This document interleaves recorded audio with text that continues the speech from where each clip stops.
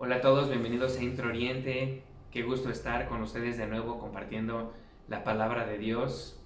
Y pues bueno, les mando un fuerte abrazo ahí en sus casas donde nos están escuchando.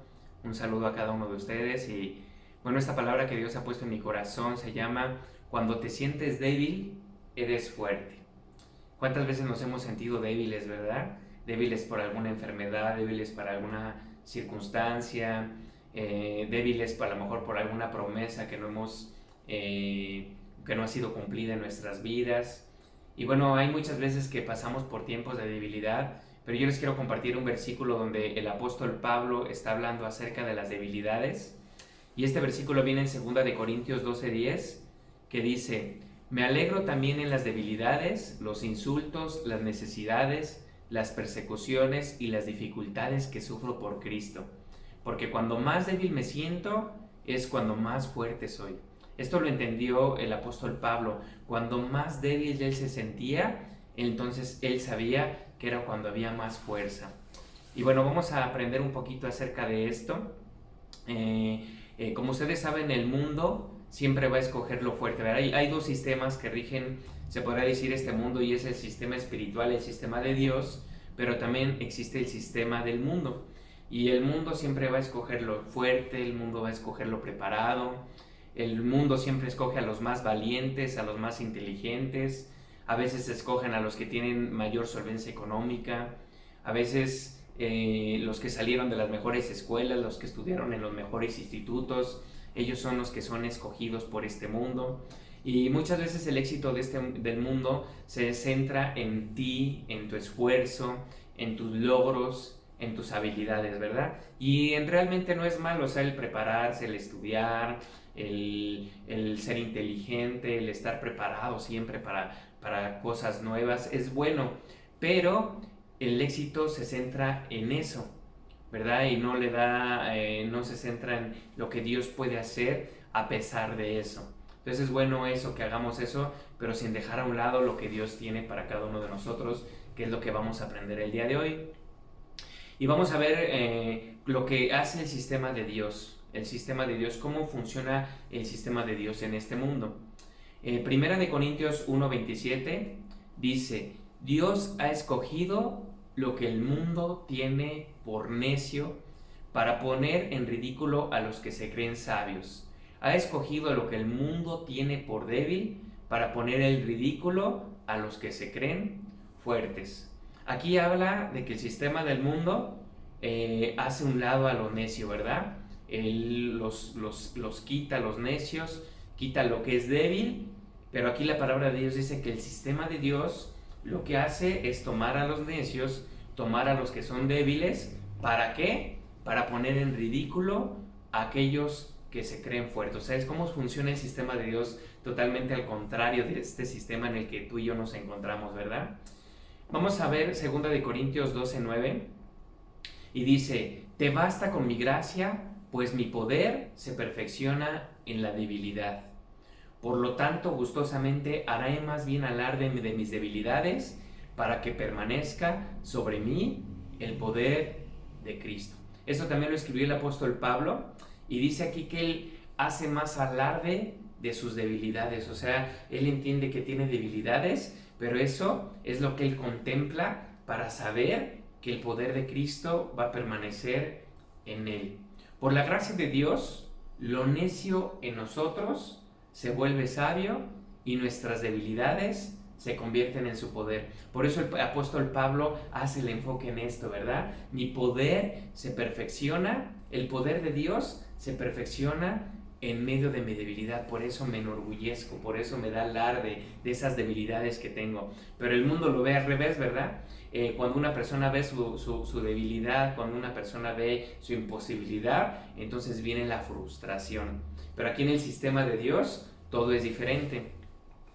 Vamos a ver por qué Dios escoge a los débiles y a los despreciados de este mundo. No sé si te hayas hecho pregunta, ¿por qué el sistema de Dios funciona diferente? ¿Por qué Dios escoge a ellos?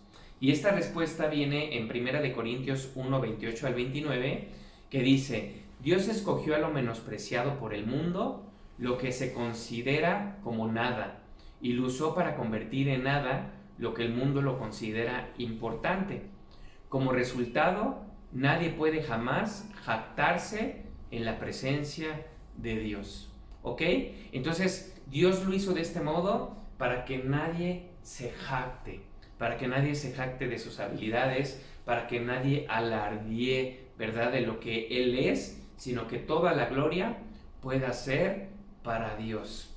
Miren, la palabra de Dios en Santiago 4:6 dice: y de Él da gracia con generosidad, como dicen las Escrituras, Dios se opone a los orgullosos, pero Él da gracia a los humildes. O sea, hay una oposición. Cuando hay orgullo en el corazón, ¿qué pasa? Que entonces Dios empieza a oponer. Hay como una resistencia donde Dios no puede obrar en nuestras vidas porque hay orgullo. Pero dice aquí la palabra de Dios que Él da gracia. Y si ustedes recuerdan, la palabra gracia es regalos, es favor inmerecido. O sea, Él derrama de su favor, derrama de su gracia, derrama de sus bendiciones sobre las personas que son humildes. Una persona orgullosa es una persona que empieza a hacer alarde de sus habilidades. Una persona orgullosa es la que se gloría en sí mismo y que todo el tiempo está enfocada en sí. Fíjense, esto es algo importante porque yo estaba aprendiendo acerca de esto y decía que una persona orgullosa se centra en sí misma tanto en lo bueno como en lo malo. Pues una persona orgullosa alardea mucho de las cosas que hace, pero también una persona que es orgullosa se centra también en sus debilidades, en sus temores, y no deja que así Dios empiece a actuar y a fluir en medio de su vida. Jeremías 9:24 dice: si alguien ha de gloriarse, que se gloríe en conocerme y de comprender que yo soy el Señor. O sea, la palabra de Dios dice que no nos tenemos que gloriar en nada, solamente en conocerle a Él, ¿verdad? Que si tú te enalteces de algo, te enorgulleces de algo, te glorías en algo, que es en decir: híjole, cuánto conozco a mi Señor, cuánto tengo conocimiento con Él, cuánto tengo intimidad con Él, y de comprender que Él es el Señor. Y si ustedes se acuerdan, la palabra Señor significa dueño, ¿verdad? Comprender que Él es el dueño, comprender que Él es el dueño de mi tiempo, que Él es el dueño de mi vida, que Él es el dueño de mi familia, que es el dueño de mi cuerpo. En cualquier momento puedes dejar de respirar y ya, ¿verdad?, ya no vas a pertenecer a este mundo. Entonces, eso es el alardearte, ¿verdad? En conocer que Él es el dueño de todas las cosas. Él es el dueño de nuestra área financiera, Él es el dueño de todo lo que nosotros tenemos, y en eso nos tenemos tú y yo que gloriar. Si ustedes recuerdan la vida de Moisés, fíjense, la palabra de Dios en Hechos 7:22 dice: a Moisés le enseñaron toda la sabiduría de los egipcios y era poderoso tanto en palabras como en acciones. Si ustedes recuerdan, Moisés lo dejaron ahí en el arca porque habían mandado matar a todos los niños, y dice la palabra de Dios que fue recibida en el palacio, ¿verdad? Y Moisés fue estudiado, fue instruido. Imagínense ahí todos los maestros que tuvo, la sabiduría que él tuvo del mundo. Dice aquí que era poderoso tanto en palabras como en acciones. O sea, era una persona tremendo, ¿verdad? Sus acciones eran tremendas, sus obras eran tremendas, y el poder que él tenía era tremendo. Ahí en el palacio podía pedir lo que quisiera, dirigir lo que quisiera. Pero ¿qué hizo Dios con él? Dios lo escogió, y Dios, yo creo, pensó: Moisés como que tiene mucha sabiduría humana, tiene mucho orgullo en su corazón, mucho enfoque en sí mismo. Y entonces dice que Dios lo llevó por el desierto. Si ustedes recuerdan, él quedó tartamudo, ¿verdad? Cuando Dios lo llamó, dijo: Señor, pero soy tartamudo. Entonces quedó tartamudo. Él fue despojado de su dependencia y de poner la fuerza en sus habilidades, y entonces recibió el llamado de Dios para liberar al pueblo de Egipto. Y aquí es la pregunta que nos podemos hacer el día de hoy, ¿verdad? ¿Qué tiene que ser despojado en mi vida? Que yo he estado centrado en algo tanto bueno como malo en mí, para que Dios pueda usarme. ¿Se acuerdan ustedes también, por ejemplo, de la vida de José el soñador? Dice la palabra de Dios que a José su papá le hizo un manto, que era un manto de colores, un abrigo de colores, que representaba así como reinado, ¿no? La vida de José, pues es muy importante que podamos entender cómo José era pues el consentido, ¿verdad? José tenía ese abrigo de colores mientras que sus otros hermanos pues no tenían nada. Y él el consentido de su papá. Él había tenido un sueño donde Dios le dijo que él iba a gobernar, que Dios lo iba a poner por encima de sus hermanos y aún por encima de sus padres, en lugares muy altos. Pero ¿qué tuvo que pasar? Que José tuvo que pasar por la escuela de la dependencia total, ¿verdad? Él yo creo que a lo mejor se sentía así. De hecho, cuando sus hermanos lo aventaron al pozo, dice que él fue a ver lo que estaban haciendo sus hermanos para írselo a contar a su padre, ¿no? Entonces a nadie le gusta pues un hermano chismoso, un hermano que vaya a acusarte con tu papá. Entonces Dios tuvo que trabajar con ese corazón de José para poderlo moldear, para poderlo hacer humilde, para poderlo hacer dependiente de Dios. Lo tuvo que meter a la cárcel, lo tuvo que poner como sirviente, tuvo que vivir en la separación de su familia, tuvo que experimentar dolor, estar lejos de su tierra. ¿Para qué? Para que Dios moldeara en él ciertas cosas, para poderlo usar con un propósito especial. Y así muchas veces cada uno de nosotros tenemos que ser despojados, ¿verdad? Eso de la escuela, de la dependencia total, no nos gusta a nadie, pero Dios permite ciertas circunstancias en nuestra vida donde nosotros podamos entender que simplemente se trata de Dios y no se trata de nosotros. Si ustedes recuerdan la vida del rey David, por ejemplo, fue un caso muy diferente porque el rey David, él se dedicaba a estar con sus ovejitas, él alababa a Dios, él las cuidaba, las protegía, pero cuando el profeta cuando el profeta Samuel fue a buscar a David para ponerlo por rey, si ustedes recuerdan, cuando llegó él a casa de su papá mandó llamar a todos sus hermanos, menos a David. Entonces el profeta le preguntaba a Dios, ¿este es el que va a heredar el trono? No. ¿Este es el que va a heredar el trono? No, tampoco, ¿no? Entonces le dijo a su papá, oye, ¿no tendrás por ahí otro hijo? Porque Dios me dijo que uno de tus hijos iba a heredar, pero no es ninguno de los que están aquí. Entonces el papá dijo, ay, por ahí hay un hijo mío que se llama David, que está ahí en el campo, vayan y traigan a David, ¿no? O sea, desde ese momento David, en apariencia, pues no era nadie, ¿no? Ni el mismo papá creía en él. Sus hermanos, ustedes recuerdan, eran soldados del ejército, ¿verdad? Eran personas pues corpulentas, imagínense cómo se ve un soldado, ¿no? Y David, pues un jovencito de 17, 18 años, flaquito, ahí en el campo, pues dijo, no, pues seguramente va a ser uno de estos hijos, pero este hijo no creo que sea. Pero Dios es experto en escoger a lo que no es, ¿verdad? A escoger de lo más vil, de lo menospreciado, para poder hacer su obra en la vida de esa persona y para poder expandir su reino, para poder hacer grandes cosas con esa persona. Si ustedes recuerdan, pues David era un jovencito, David no era soldado, y como empezó su llamado es que Dios le mandó a que llevara comida a sus hermanos, o sea, era el sirviente de su papá, pero él lo hizo con mucho gusto. Entonces fue y vio a sus hermanos, y él vio al Goliat que salía a atormentar al pueblo de Israel. Entonces, como el mismo David, cuando el rey Saúl estuvo con él mismo lo menospreció y dijo, pero ¿cómo tú vas a pelear contra Goliat? Y David fue cuando le dijo, Dios está conmigo, yo he matado a osos, yo he matado a leones, y el Dios mismo que me ha ayudado antes me puede ayudar después. Y al ver el rey tal seguridad en él, que él no tenía su confianza puesta en él, sino tenía su confianza puesta en Dios, entonces fue cuando el rey le permitió pelear contra Goliat. Pero ¿se acuerdan ustedes cuando le pusieron la armadura a David? Dice que ni siquiera la armadura le quedaba, o sea, le puso su escudo, le puso su espada, su armadura, y se le cayó, y David dijo, ¿sabes qué? Yo no puedo pelear con esto. O sea, ni siquiera tenía el cuerpo, ni siquiera tiene nada que ver con lo que tenían los otros soldados, pero aún así había sido la persona que Dios había escogido para liberar a su pueblo. Y fíjense que algo bien importante que nos habla acerca del enfoque que tenía David, que cada uno de nosotros tenemos que tener. Esto viene en Primera de Samuel 17:47 y dice, todos los aquí reunidos sabrán que el Señor no salva ni con espada ni con lanza. Esta batalla es del Señor y Él los entregará a ustedes en nuestras manos. Cuando David se enfrentó con ese Goliat y con ese pueblo de los filisteos, él le dijo, todos van a saber que el Señor no salva con espada ni con salva. O sea, ¿quién era el que salvaba? ¿David o el que salvaba era Dios?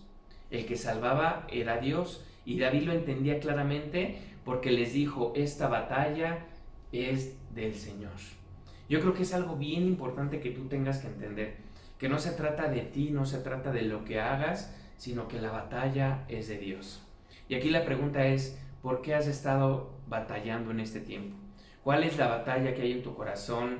¿Cuál es la batalla que hay en tus pensamientos? No sé si a lo mejor tengas una batalla con tu familia, una batalla en el área matrimonial, una batalla con tus hijos, una batalla en la economía, una batalla a lo mejor tal vez con tu misma salud, a lo mejor una batalla en tu corazón, ha venido temor a tu vida, ha venido desánimo a tu vida, a lo mejor en tu autoestima es esa batalla, no te sientes digno de que Dios te use, pero yo te digo de parte de Dios que cuando vienen esas batallas, si tú entiendes que son del Señor, entonces tú vas a tener paz en tu corazón, tú vas a vivir descansado, y es cuando más Dios te puede usar. En medio de la debilidad es cuando Dios puede demostrar tu poder en tu vida, cuando Dios puede mostrar su poder en tu familia, en tus negocios, en tu trabajo, a donde quiera que tú estés. Pero es lo que Dios quiere, que tú tengas esa dependencia de que se trata de Él y no se trata de ti. Aquí hay algo bien importante acerca de los discípulos. A mí me llama mucho la atención este versículo porque habla cuando veían a los apóstoles, y esto viene en Hechos 4:13, que dice, los gobernantes al ver la osadía con que hablaban Pedro y Juan, y al darse cuenta de que eran gente sin estudios y ni preparación, quedaban asombrados y reconocieron que habían estado con Jesús. O sea, los mismos gobernantes, la gente de alto vulgo, las personas que estaban preparadas, ellos veían la osadía con la que hablaba Pedro y Juan, ¿verdad? La autoridad que ellos tenían, cómo empezaban a suceder milagros, empezaban a dar órdenes a los enfermos y ellos sanaban, y ellos se sorprendían porque decían entre ellos, ¿cómo es posible que estas personas, Pedro, imagínense un pescador, ¿verdad? Un pescador hablando con autoridad, 3,000 personas escuchándolas. Hay partes en la Biblia donde dice que aún todo el pueblo se reunía para escuchar a Pedro y le tenían envidia, ¿verdad? Porque él era una persona que predicaba con autoridad, que daba esa palabra poderosa. Y dice aquí que se asombraban porque decían, ¿cómo es posible que ellos no tienen ni estudios ni preparación? Pero aquí algo bien importante que dice, y reconocían que Jesús había estado con ellos, que ellos habían estado con Jesús. Yo una vez escuché una frase que comparto con ustedes, que a mí me llamó mucho la atención porque decía, Dios no escoge al preparado, sino prepara al escogido. Dios no escoge al preparado, sino prepara al escogido. Cuando Dios te escoge, Él se encarga de prepararte, Él se encarga de quitar todo lo necio de ti, Él te da sabiduría, Él te empieza a trabajar en medio de tu debilidad y empieza a darte su poder, ¿verdad? Y este punto es bien importante porque ellos habían estado con Jesús.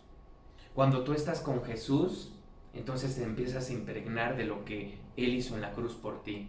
Es importantísimo que tú entiendas que si lo tienes a Jesús, lo tienes todo.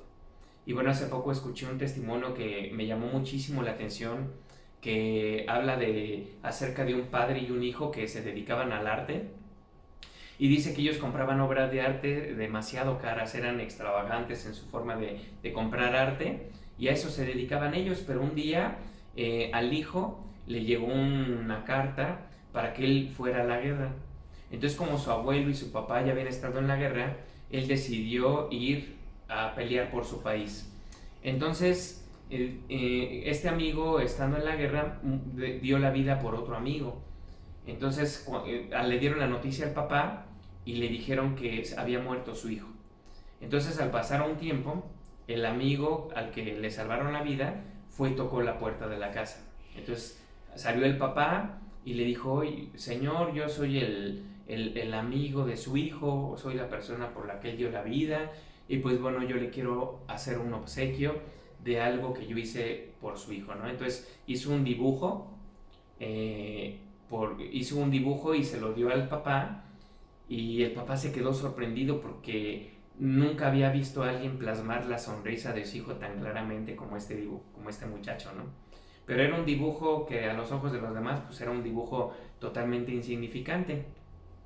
Entonces el papá lo aceptó con mucho gusto y dice que cuando su papá murió, él mandó hizo una subasta de todos los objetos valiosos que él tenía y llegaron mucha gente de varias partes del mundo y pues todos querían el cuadro, pues el de Van Gogh, querían los cuadros más impresionantes, ¿no? Y la subasta empezó con el cuadro de su hijo, con este dibujo que hizo el amigo. Entonces, pues nadie lo quería, toda la gente molesta, decían estamos perdiendo nuestro tiempo con este dibujo. Y él empezó a pedir la oferta. Resulta que el que compró el cuadro fue el mismo amigo al que fue salvado. Y este amigo, pues tomó el cuadro, me parece que fueron $20, que fue lo más que tenía él en sus bolsillos para pagar por él. Y se cerró la subasta, entonces toda la gente se quedó, pero ¿por qué se cerró la subasta? Nosotros veníamos por esos cuadros, por todo eso para pues hacer negocio, todo eso, ¿no? Entonces ahí explicó el subastador que en el testamento del padre había dicho que se iba a comenzar subastando el dibujo del hijo, pero al que tomara ese dibujo, instantáneamente se iba a llevar todos los demás cuadros, ¿no? Se iba a llevar toda la herencia. Entonces esto es importante que lo entendamos porque si tú te llevas al hijo, te llevas todo, porque Él pagó en la cruz por ti, Él pagó por cada una de esas debilidades. El poder de Dios se perfecciona en tu debilidad, pero no se trata de ti, no se trata de tus habilidades. Dios quiere que quites ese orgullo en tu corazón y que puedas solamente tomar todo lo que Jesús pagó por ti. Y bueno, pues vamos a orar. Yo no sé si tú te has sentido a lo mejor en este tiempo, has estado enfocado en esas debilidades que tú tienes, pero Dios quiere que tú te alegres, así como el apóstol Pablo dice que él se alegraba en sus debilidades. Alégrate teniendo esas debilidades, porque esas debilidades en las manos de Dios se convierten en fortalezas.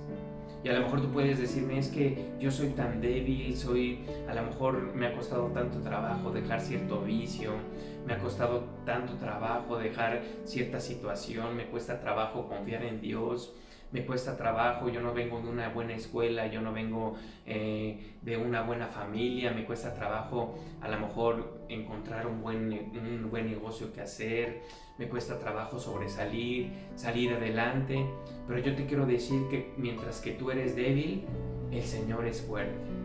Y quiero que entiendas el día de hoy que la batalla que tú estás enfrentando este día es del Señor.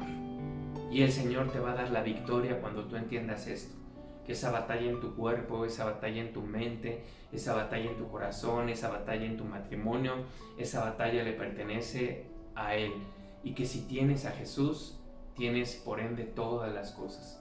¿Por qué no le entregas tu vida a Jesús y le dices, Jesús, yo te entrego mi vida, te entrego mi corazón? Señor, yo te pido que tú seas mi Señor y mi Salvador, que tú entres a vivir a mi vida, Señor. Padre hermoso, a lo mejor estaba buscando todo, pero sin tenerte a ti, Señor, y había frustración, había tristeza, Señor, pero ahora, Señor, yo entiendo, Señor Jesús, que si te tengo a ti en mi corazón viviendo, ahora yo tengo todo, Señor, tengo gozo, tengo paz, y no solamente eso, Señor, sino tengo las victorias que tú tienes para mí. La palabra de Dios en Mateo 6:33 dice, mas busca primeramente el reino de Dios y su justicia, y todo lo demás vendrá por añadidura. Y la justicia de Dios es Jesucristo.